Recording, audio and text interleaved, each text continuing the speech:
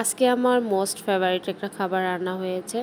এটা আমার এত বেশি পছন্দের, অনায়াসে বেশ কয়েক প্লেট ভাত খেয়ে নিতে পারি। হাই এভরিওয়ান, আসসালামু আলাইকুম। আই হোপ আপনারা সবাই ভালো আছেন। আলহামদুলিল্লাহ আমিও ভালো আছি।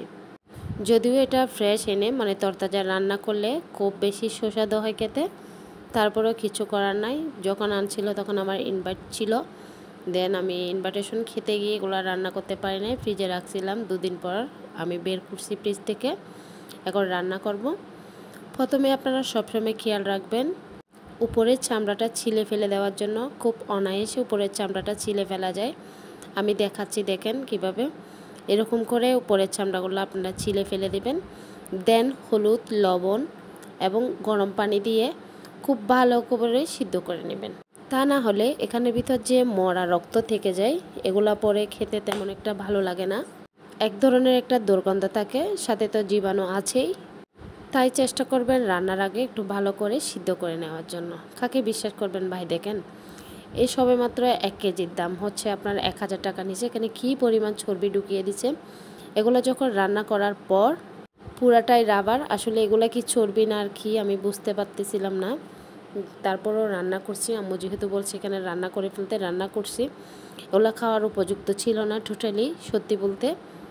যতগুলো না ফুসফুস হবে তার চেয়েও দেখেন এই জিনিসগুলো এত পরিমাণ শক্ত, পুরা একটা রাবার। দেন আমি কেটে কুটে ভালো করে ধুয়ে নিয়েছি। ধুয়ে একটা চালনিতে পানি জড়তে দিয়েছি, কারণ হচ্ছে এখানের ভিতর প্রচুর রক্ত থাকে। বেশ অনেকক্ষণ চালনিতে রেখে কিন্তু আমি পানিগুলা জড়িয়ে নিয়েছি। দেন একটা পাতিলে বসিয়ে দিয়েছি, এখানে একটু লবণ, দেন একটু হলুদ গুঁড়া, সামান্য পানি দিয়ে ভালো করে সিদ্ধ করে নিব। সিদ্ধ করে নিলে না বাজে যে একটা স্মেল থাকে, ওই স্মেলটা থাকে না। আপনার খেতেও ভালো লাগবে।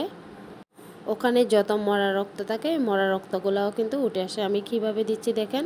এগুলো হচ্ছে আমার হাত দিয়ে ভালো করে মেখে নেওয়া উচিত ছিল, কিন্তু আমি মাখি নাই। তাই ভালো করে খুন্তি দিয়ে মিক্স করে নিচ্ছিলাম। দেখেন আমি সিদ্ধ করার পর অবস্থা, কালারটা কিন্তু পুরাটাই চেঞ্জ হয়ে গেছে, তাই না? আপনার যখন কিছু একটা খেতে ইচ্ছা করবে না, অল্প হলেও কিন্তু খেয়ে নেবেন।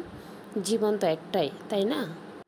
আমার মতে সাধ্যের ভিতর সব কিছু পূরণ করা উচিত, আপনি যতটুকু পারেন। আমি ইনশাল্লাহ চেষ্টা করি এবং করব।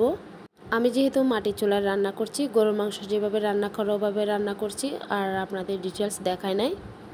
আমার রান্না কমপ্লিট, এখন ভাত খেতে বসে গেছি। যেহেতু পছন্দের জিনিস রান্না করছি বলে কথা।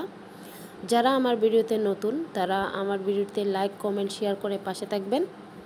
যারা আমার ইউটিউব চ্যানেল থেকে দেখবেন, আমার ইউটিউব চ্যানেলটি সাবস্ক্রাইব করতে ভুলবেন না। অবশ্যই আমার পেজটি ফলো করে দিবেন। সবাই ভালো থাকবেন, সুস্থ থাকবেন।